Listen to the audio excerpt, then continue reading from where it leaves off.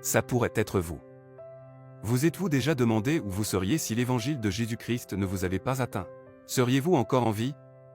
Quand vous voyez une personne dont la vie est détruite par l'alcoolisme, les relations brisées, l'ivrognerie, la drogue, une maladie liée au style de vie, la prison ou un décès prématuré, est-ce que vous vous dites que cette réalité aurait pu être la vôtre?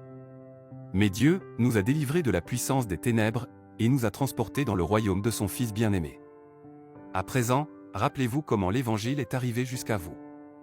À un moment donné, vous avez pris la décision d'y répondre, invoquant le nom de Jésus pour recevoir son aide et son pardon. Et les Écritures nous donnent cette promesse, en effet, toute personne qui fera appel au nom du Seigneur sera sauvée. Mais nul ne peut invoquer Dieu sans croire.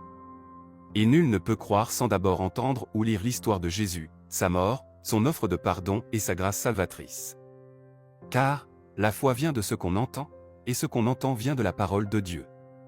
Mais comment peut-on entendre sans prêcher? Et comment peut-on lire sans écrire?